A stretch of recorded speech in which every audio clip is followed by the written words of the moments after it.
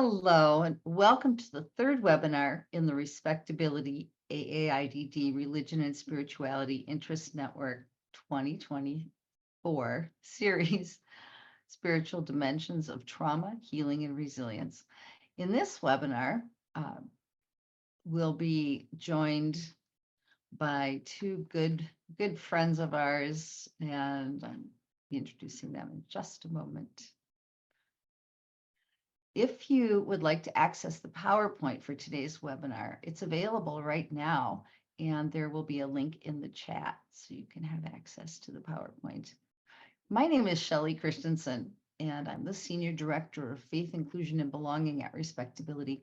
I'm also a member of the Religion and Spirituality Interest Network at AAIDD and have been involved in planning the webinars. My pronouns are she and her. I'm a white female, and I have dark, curly, shoulder-length brown hair. I'm wearing blue glasses and a dusty pink sweater. Behind me are photos of flowers from my garden and a Tiffany-style lamp on a bookcase. The AAIDD Religion and Spirituality Interest Network and Respectability have partnered to bring you this webinar. Respectability is a diverse, disability-led nonprofit that fights stigmas and advances opportunities so people with disabilities can fully participate in all aspects of community. And Respectability is the only national disability organization with a department dedicated to multi-faith inclusion and belonging. The AAIDD Religion and Spirituality Interest Network is pleased to co-sponsor this series. The network works for recognition of the importance of religion and spirituality in the lives of people with intellectual and developmental disabilities across faith traditions. In addition to the webinar series, we host a forum on faith and disability at the annual AAIDD conference, which will be held this year in Louisville, Kentucky on June 10th through 12th. And we've included a link in the chat so you can find out more information about the conference. For more information about AAIDD's Religion and Spirituality Network, you'll be able to visit the website, and that link will also be in the chat. Next slide, please. This webinar is being recorded, and you will receive the link via email afterwards, along with a survey. Please take a few minutes to respond to the survey, and it will help us plan our topics for the 2025 series. ASL interpretation and real-time live transcription are provided. If you would like to view the ASL interpreter in a larger screen, we invite you to pin her video, which will spotlight the video throughout the entire panel. We will be taking questions from you later in the presentation, and we invite you to add your questions to the Q&A box. Please join me today to welcome our presenters, the Reverend Padraig Collins-Borer and Lyda Merrill, today's presenters. Reverend Patty is a priest in the Episcopal Diocese of Rochester and a faith community inclusion specialist and chaplain with Heritage Christian Services, an agency that supports people living with developmental disabilities in Rochester, New York. He helps to connect people served by the agency with faith communities of their choice, offers prayers, builds relationships, and provides support during times of grief, illness, and at the end of life. Patty's interests in ministry include exploring the portrayal of disability in the Bible and sharing his voice as an advocate for more clergy who live with disabilities. Reverend Patty lives with cerebral palsy and is highly sought after to preach on his journey to ordination and about disability theology. Reverend Patty earned his Master of Divinity degree from Colgate Rochester Crozer Divinity School in Rochester and diploma in Anglican Studies from Bexley Seabury Episcopal Seminary in Chicago. Lyda Merrill has led the Spiritual Life Faith Community Inclusion Team at Heritage Christian Services since January 1996. The team works towards addressing the spiritual needs of people served by HCS by focusing on inclusion of people with disabilities into local faith communities providing training and supports to employees and serving as resources for local faith communities as they welcome all people into their congregations. The team also works with the creative arts team at HCS to support people at times of loss or death. Lyda is a graduate of Northeastern Seminary at Roberts Wesleyan University and has a Master of Theology degree. In her 2024 retirement, Lyda serves as a consultant for congregations and organizations. Congratulations, Lyda, on your retirement. Now it's my very great pleasure to welcome Patty and Lyda. Thank you so much, Shelley, for that wonderful introduction for both of us. And it is a pleasure to be here. Thank you to AAIDD, Religion and Spirituality Network, and to RespectAbility also for the invitation to be here. Our presentation webinar today is titled Stronger Together, Heritage Christian Services Grief Support Team. And we'll be talking about how we developed our grief support team at Heritage Christian Services in Rochester, New York, and why that's important to us, and how the grief support team supports people throughout the agency. And with me, as I'm here, I'm Patrick or Patty Collins Borer. I'll give my description. My pronouns are he and him. I am a white male. I'm wearing a blue shirt. I'm not sure if you can see it, but I have a necktie on today. It's a necktie of a old street map from Rochester from 1926. History is one of my passions. I wear glasses. I have a grayish brown beard and thinning, balding hair. I'd like to invite Lyda. I'm so happy to be co-presenting with Lyda Merrill today. Also, as Shelley shared, recently retired from Heritage Christian Services. So it's Lyda, welcome. Hello, Patty. Thank you to Shelley for the introduction and for all the work that AAIDD is doing. My name is Lyda Merrill. I am a white female. I have on a blue turtleneck shirt. I have glasses. I have gray and a little bit of brown and silver hair. Behind me in the blur is a bunch of plants and a map of New York State. I think you can see Long Island on it now. And I'm delighted to be here and have this opportunity to teach you or share what we know. Thank you, Lyda. And so with our presentation today, we'll be talking about our grief support team. So first, speaking a little bit about what is grief and how we support people who are grieving. So grief is the emotion that comes with loss, usually described as sadness when people are sad. And we often find that when we're supporting people, the sadness and grief is from the death of a family member or friend, the death of a pet. And at Heritage Christian Services, we're a support agency. So as the turnover of support staff, as support staff come and go, many of the people we support are often have close connections with folks. So that's a sadness. A diagnosis of a serious illness. Supporting people when they've experienced divorce of a family or other close friends, relationships ending, and anticipated loss. And certainly grief can last for a few days, many years, or somewhere in between. Of these points here, certainly the length of grief.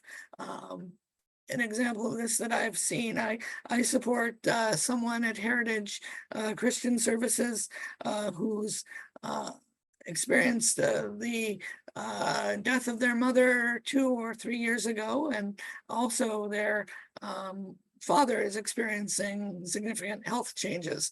So I meet with this person quite regularly to meet with them, provide presence of a presence of listening and being with that person to support them through their grief. Also, recently, I'm actually currently supporting someone who has experienced the death of a beloved pet. And actually the pet's loss happened again several years ago, but again, an example of the grief is something that there's not a beginning, a middle, and an end. It's something that persons just learn to live with, and we support people through grief. And then what is for our grief support team, what is a team? Team is a group of people come together to work towards a common goal to support an ongoing project. And in this case, the grief support team, we gather to support people who are grieving within our agency. And our grief support team at Heritage Christian Services, we have our faith community inclusion team, which is the spiritual care team. And that's a group of 4 full-time spiritual care folks. We serve in the role of a chaplain, or many of the traits of our role are like those of a chaplain, supporting people through in times of need for all kinds of spiritual care.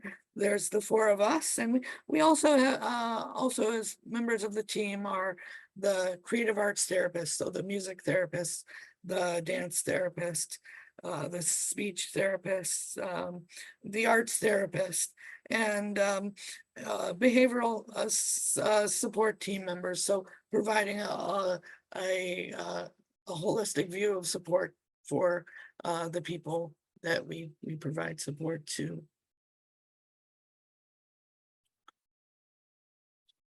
So many times a person who is serving an agency often feels like they're alone, especially at the time of death. So at Heritage Christian, we support over 400 people within our certified residential programs.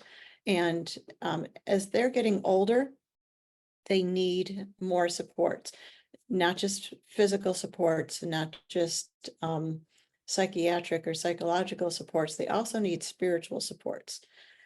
So we step in to try to provide that or keep them connected to a faith community where they can receive that support. We have over 4,000 employees, and they grieve also. They grieve the lossing or passing of the people that we support, their death. And they also grieve the staff turnover with their coworkers leaving. And just in general in their lives, they have some serious times when they are grieving, and if they don't have a faith community, they're looking for somebody that will listen to them. So we make ourselves available for listening.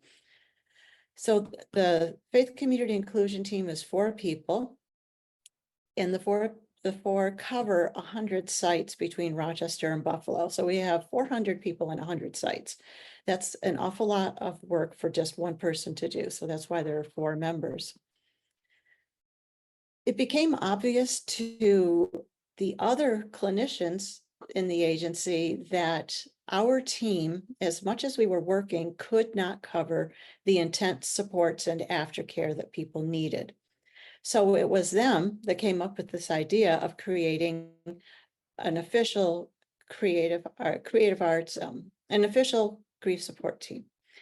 And we are very grateful to them that the creative team, the clinical team, and behavioral supports team all wanted to work together to help people to have the best life possible, which includes being able to grieve.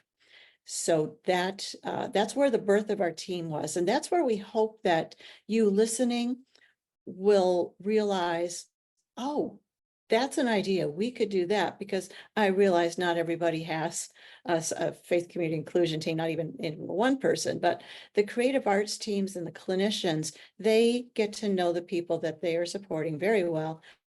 And they see the need, even if the loss was 10 years ago and the person is still grieving, there's only so much that the team can support. So they joined with us to create the team that we have now.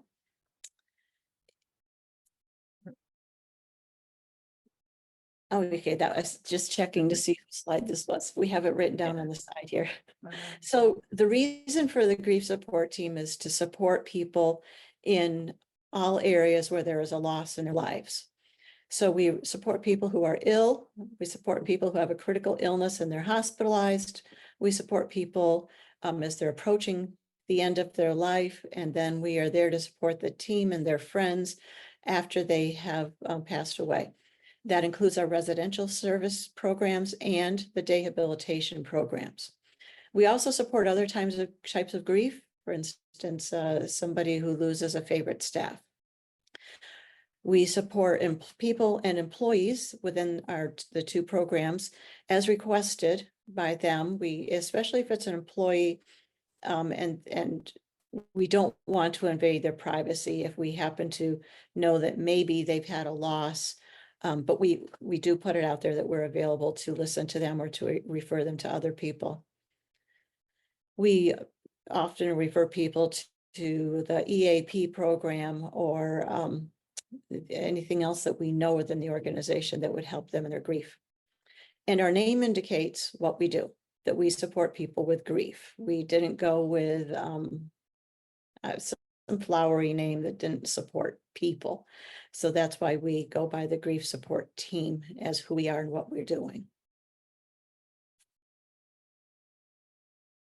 Thank you, Lina. And how we're stronger together, and how we support people together as the various members of the team.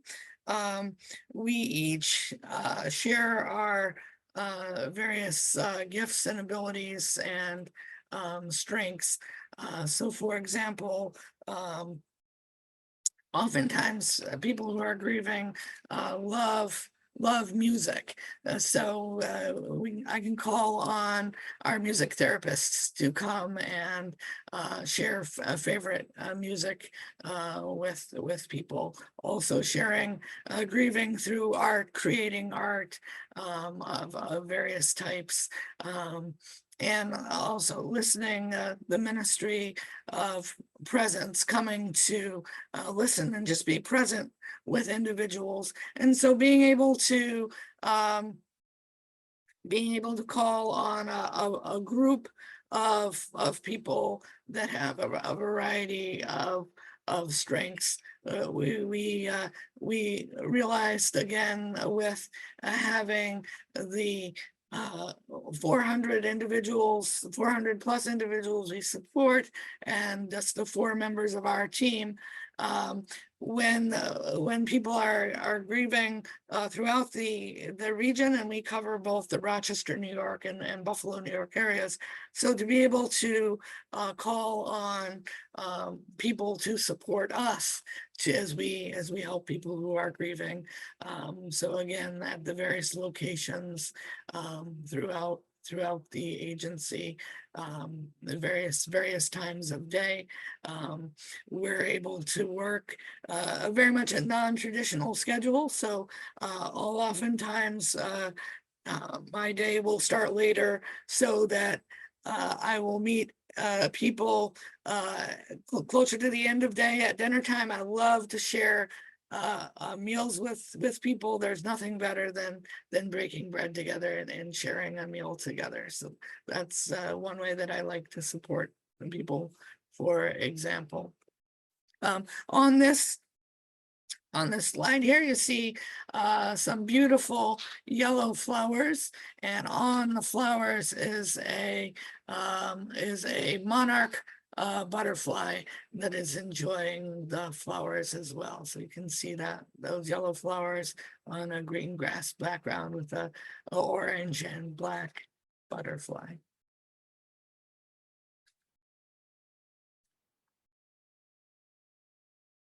And so, again, the combination of the faith community inclusion team or spiritual care team, the clinical team with with the behavioral support, creative arts clinicians, as I was sharing, has really just given us a wider group of people who can support individuals. And I certainly really appreciate being able to call on so many colleagues with so many gifts and backgrounds.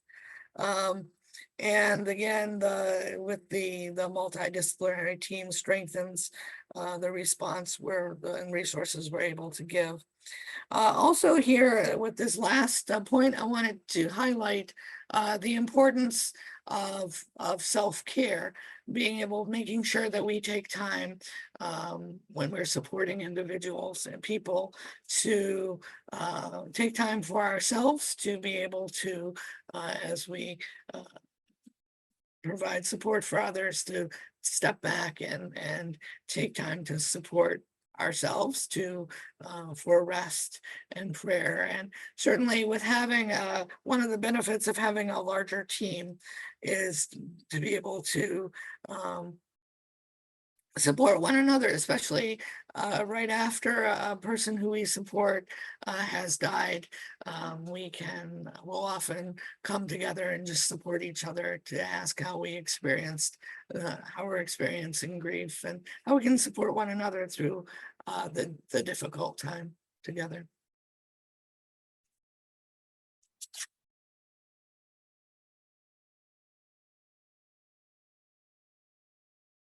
And this, as we work stronger together as the grief support team, being present with individuals, being able to, as I shared before, offering a ministry of presence. I find oftentimes the best way that I can support people is just by being present, being with the person who's grieving, and just quietly and letting them know that I'm there, especially when many people who we support communicate non-traditionally. So that may not be speaking with the person, or I just is learning the best way to communicate with that individual, with that person, and then to be with them, provide that support of presence.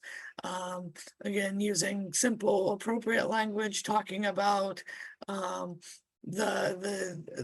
death of a person, if they've died, if they're sick, using language that is the most comfortable for them.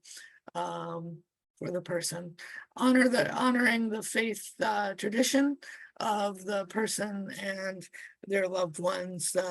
Again, with the name of our spiritual care department, the faith community inclusion team highlights that one of the roles that we do in that particular piece of this grief support team is to connect people with faith communities of their choice, making sure they're included in their faith community team or their faith community of choice. And we certainly do that as part of this larger team as well. And also honoring the relationship of the person to the staff who may have moved away. As I talked about with the high level of staff turnover, I know that I support one person, one young man who really misses a staff person who moved on to another job many years ago, but still is able to take out the memory book that was made by staff and the behavioral supports team to help that person through grieving and missing that person. And Lida, I know that you wanted to speak on these two points here.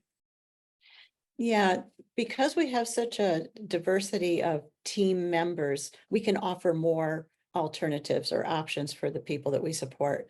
So maybe they want to weep, cry. Maybe there's somebody that we're very surprised that they're grieving the loss of somebody because maybe they didn't spend any time with them, or from what we could observe, they weren't really close to that person. And now they're telling us that they were their very best friend. Well, we're going to go with that's their very best friend. How do we support somebody whose best friend has just passed away?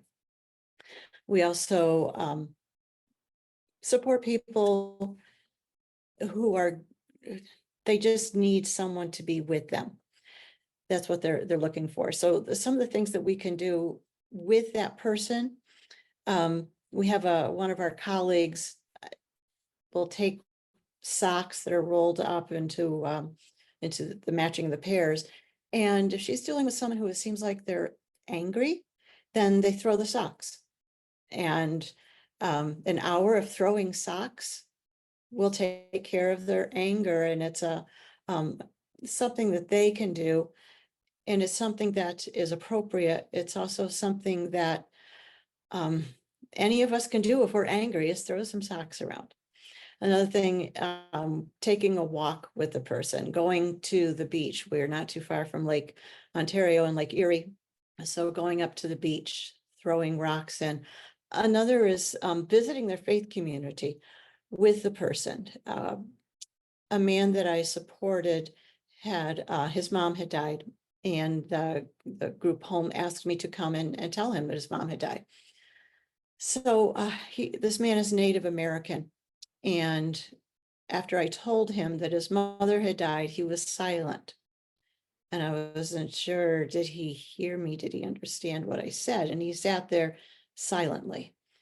And I told him again, just to be sure. And then I sat with him. And he just sat staring. And for about half an hour, we sat there. And then he stood up and said, go. And where are we going to go? Church. So we went to his church, and they let us in. It was not a Sunday service. It was just the pastor happened to be there and said we could come in. And then we just sat. No prayers, no talking, no music. We just sat together. And what he was doing was the ritual for end of life for his culture is silence, sitting together with people who love you, and going to where you can express your faith and sitting silently there for healing. And that's what we did together. Listening to a person, especially that man I was just talking about, when he says go, I don't know where he wants to go. Maybe he wants to go to his home, to his parents' home. So when you get to know their level of communication, you can get better ideas for whether they want to be touched or whether they make eye contact. There was one man that I had, his house, unfortunately, it had several deaths over a 2-year period. They were older. So it was just an older group of people.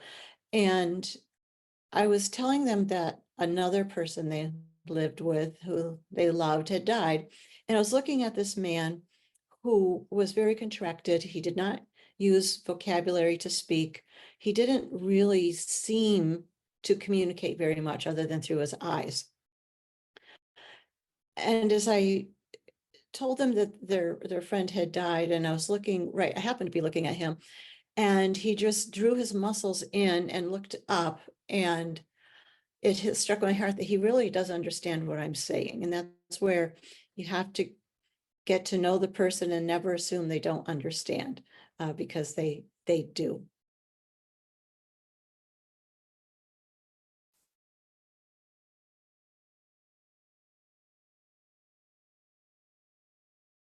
Thank you, Lida. And as the grief support team, we also will take time to support this support staff who are supporting people who are grieving in both our residences and day programs, and as staff maybe grieving themselves, listening to support staff as they share stories and their experience, their experiences, reflective listening, listening with individuals and being present. Speak again, if there has been a divorce and that's the reason for the time of grieving, again, speaking of both parents, and just learning about and just being with the person where they are in that that challenging at that challenging time of divorce.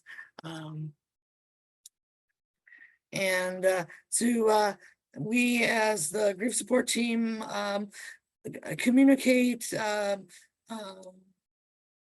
as members of the team what each person is doing, so that we have we've a support network of how best to support people, and this is often done.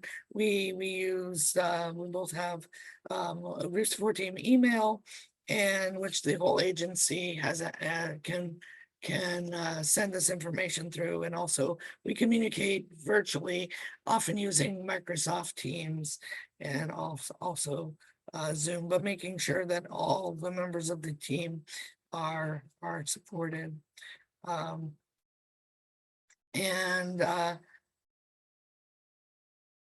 The members of the grief support team, we often will have particular folks who are assigned to various sites, but then that person who is assigned to the site will reach out for the support that is the additional support that's needed, whether that's a music therapist or arts therapist, or the dance therapist or other people to come and support.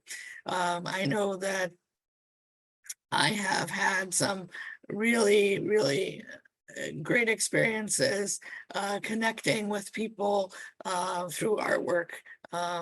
When at a house that I support, the house manager will reach out to me and said, "Oh, this person was just with the art therapist, and they have really thoughtful theological questions about God. Will you come and be with them and talk with them?" And so to make those kind of connections and to learn what that person is thinking about, and it's really neat to see how those connections come together.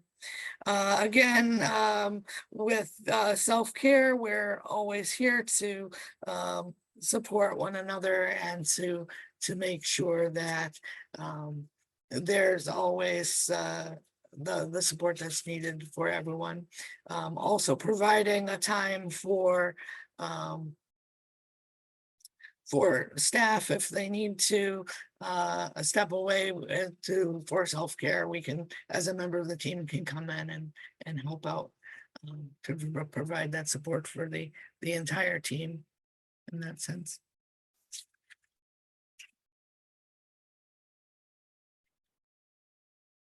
And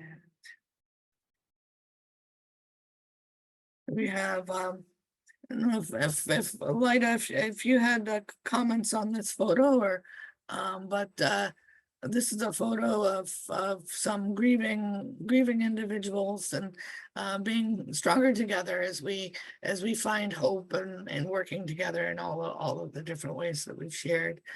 This photo here is of two women with long brown hair, supporting someone who's grieving, who's tearful, who's crying.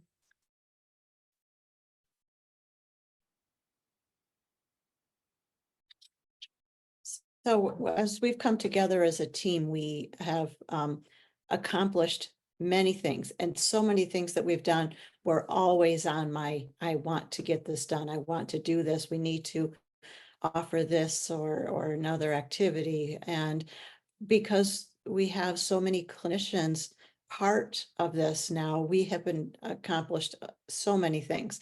So we have an agency-wide file online that contains documents that we have created around the death topic. And so it could be a document just for employees to read. Of course, the people that we support could also read it if they wanted to, but it's addressing the need of the need of the staff and how they can support other people, or how can they support themselves.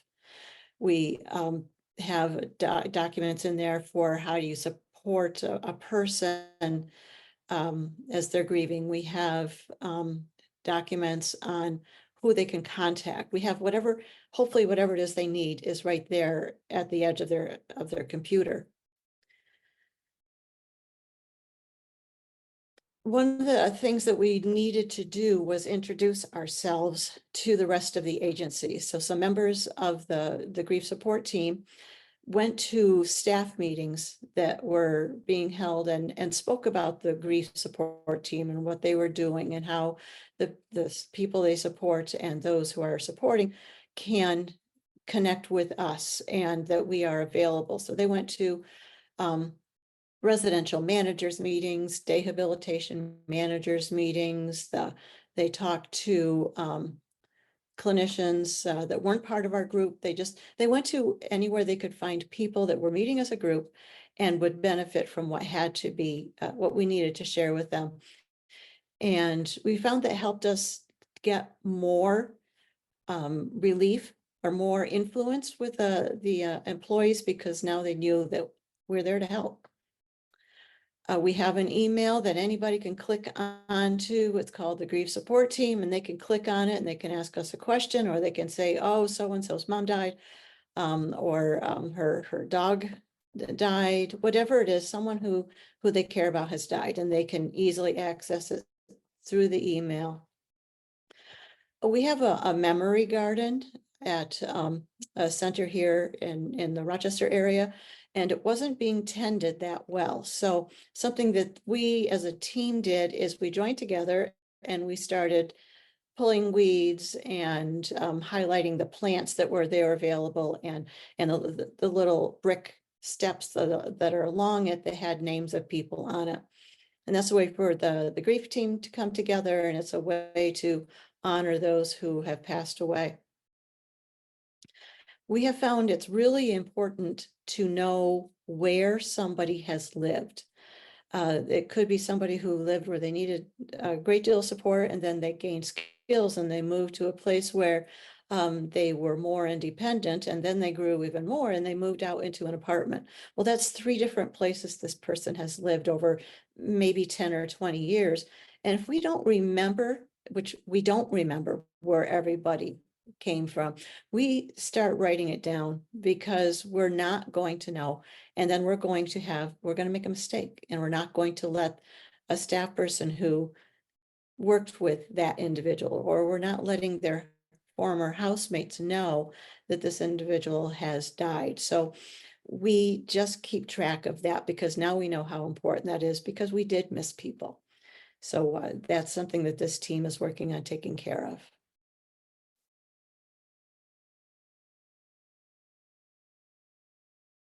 Thank you, Lida.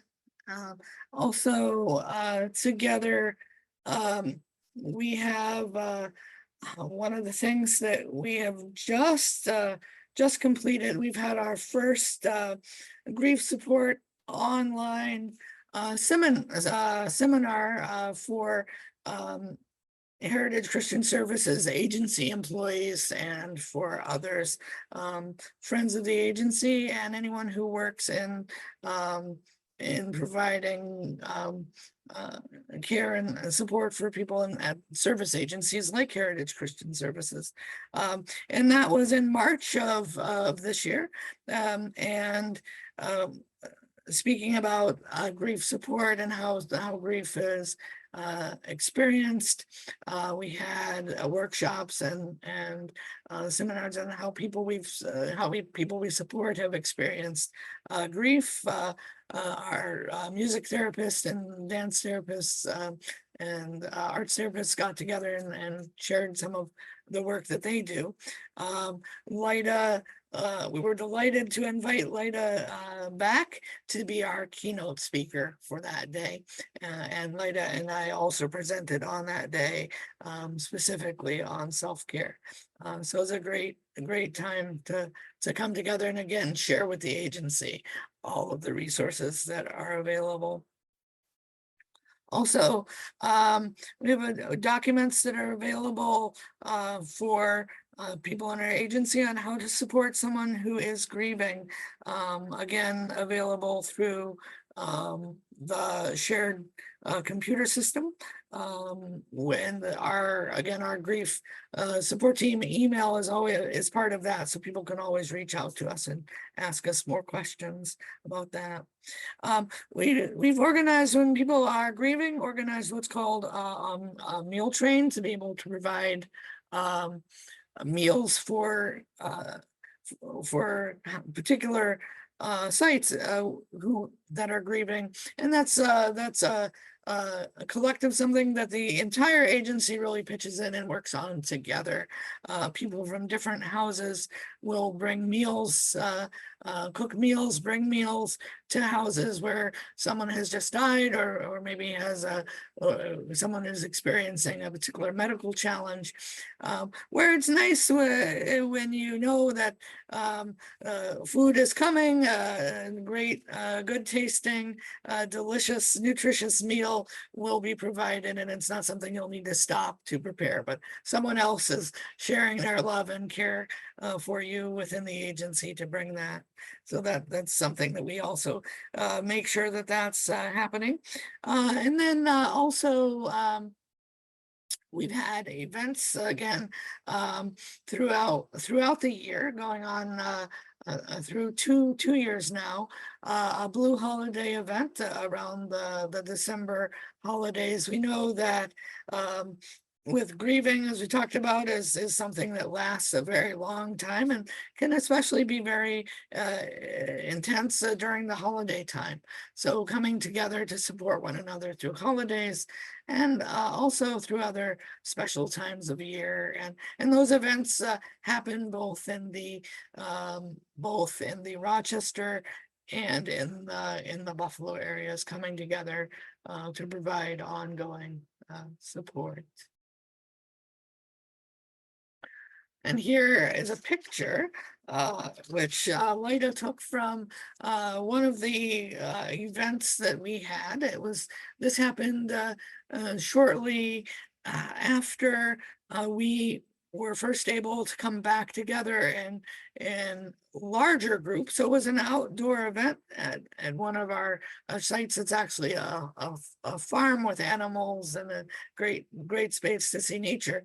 But in this particular event, in this slide, it's a Stronger Together, and it was a service, a memorial service to grieve 27 people that we hadn't been able to come together as an agency to really share our grief together.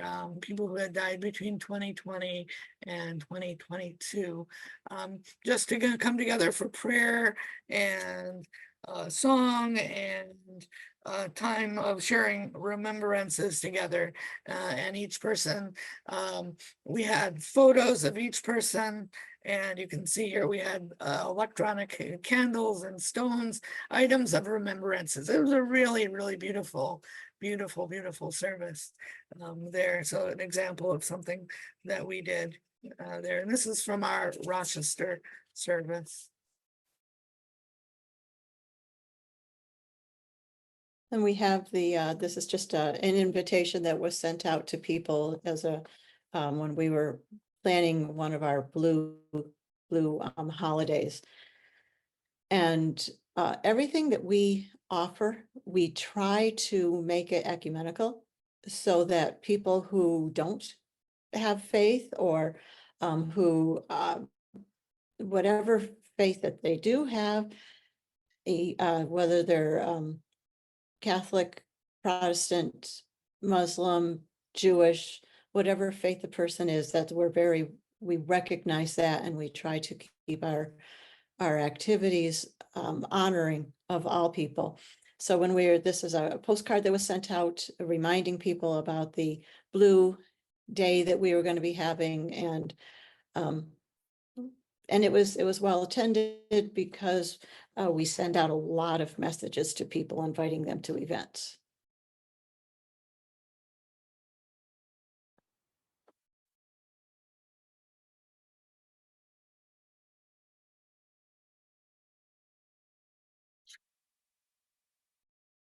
And this here is a photo of a flower. I believe that this is another photograph that you took, Lyda, a photograph reminding us, and it says, the caption underneath is, together we can support people to make beautiful things happen as they adjust to their grief. So again, supporting people where they are, providing that grief support.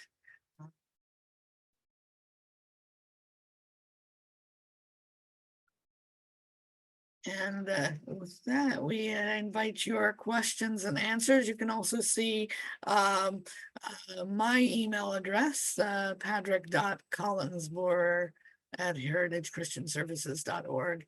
And that's Padraig, spelled one of the Irish ways, Padraic. And then also lyda.merrill@gmail.com. So questions, time for questions and answers. And with that, I will stop Well, sharing my screen. I just want to say thank you for this. Sorry, my desk is going up and down. I want to thank you for this wonderful presentation. I know I learned a lot. It got my brain kind of cooking and so forth. So a couple of questions from Melissa. Melissa wanted to know if you're able to share any of the documents that you've created or any of the resources that you've created and what that might be. Just to talk more about what the documents are. Yes. So the documents that we've created of supporting someone through grief, they talk about, what is grief, what does grief look like, again, sharing about how a person who are direct support professionals, for example, when they're supporting someone who's grieving, what they can expect, what that grief looks like, and how to reach out, who to reach out to. That again, grief is not only when somebody dies, but can be when, again, somebody, any type of health event. Also, it might be someone who's not seemingly very close. Here in Western New York, beginning of last year now, it's been a few months or a little over a year now, but when many of us witnessed on television at the Buffalo Bills game, Damar Hamlin and his cardiac arrest, many people experienced grief through by watching that, and we've supported many people here at Heritage Christian by seeing that grief and being able to talk about that grief, for example. So that document explains all about that grieving process. Also, we have another document called a team needs list that is a checklist to say, these are the kind of things that will support that you. Please make sure to reach out to us if you need additional support in the home, if you need someone to provide a meal, so that people know exactly what it is we can provide. Was she interested in whether we could email those documents to her?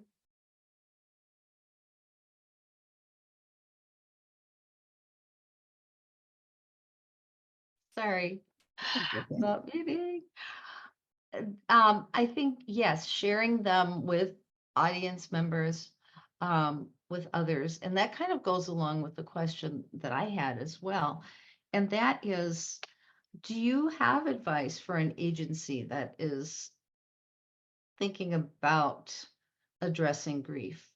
A service provider agency that's thinking about how can we better support people in the grieving process? How It starts with one person who is determined that they're going to get others to join them and create a grief support group team. And that one person needs to be ready to advocate and advocate and advocate to get it going. And they, maybe it's a creative art therapist who realizes, boy, I'm dealing with an awful lot of people who are grieving, or a residence manager who says, wow, we've lost people and this is getting really hard. All they have to, they just have to advocate and lobby, start make an appointment with the executive director, talk with the executive team, talk with the other people on the team. Just don't stop talking about it and the need for it. This was a need that we had for a very long time, but the four of us couldn't do it. It took the creative art therapists and the others joining us to make this happen. I think the creative art teams that agencies have would be a great place to start, including them in your advocacy if they're not already part of it, that this is what we need. And it doesn't have to be faith focused, which much of ours is, because that's what the people that we're supporting are asking for. But it can be any a celebration time or grieving time where it focuses on that person. And what that team group needs to do is just say, look, we've got this person who died and we want to support each other, and just keep nagging. Thank you. So if Melissa or anybody on the call would like to maybe see some of the documents that you have, could they contact you? And Yes, contact either one of us at our emails. I'm more probably would be best to contact me at my email address there, which is in the slides, but let's see, I could also put it in the chat possibly here.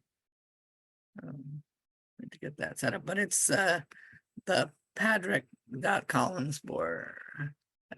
Here, it's a long email address. Let me see here. Oh, Patty, we can also include it when we that would out be the great. recording. Yeah.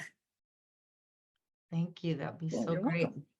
We have a question from Ben, my colleague Ben Bond, who is our associate at Faith, Inclusion, and Belonging at Respectability. And the question is, what steps do you take education-wise as a team to make sure that grief care is sensitive to non-Christians? That is a great question, Ben. It's getting to know people. It's all of the time that we are listening, that we're having a dinner with people, that we're out at the beach having a group activity, and finding out, recognizing that not everybody here is a person of faith, and or they're a person of a different faith. So that's where the physical activities that we talked about, and memorializing the person. So that could be the throwing the socks, if the person that they're supporting, if that's something that would help them with their anger, or it could be taking them out if they are a person who uses a wheelchair, just going out and spending time alone with them. It's all about the time, and we adjust what we want to do or what we need to do depending on who the person is, whether it's an employee or whether it's somebody that we support. We listen and then we work diligently to meet their need. It's not something that we just say, oh, well, we can't do that. Yes, we can, and we have to find out a way, and most of that's going to be through listening. Always comes back to listening, doesn't it? Yes. It Very, does. very first thing, very first step, and listen some more. Yes. We have a comment from Diane Sturmer. It sounds like Diane is a member of your team. She is, yes. Okay, and thank you, Diane, for commenting. Diane wrote, one of the things we are learning along the way is to make parameters clear. For staff, we support the team, but we are quick to offer supports outside the agency. So EAP, local grief share groups, and counseling. Yes. Okay, one more question. What books and resources have you used to educate yourselves on how to support people with intellectual disabilities in this work?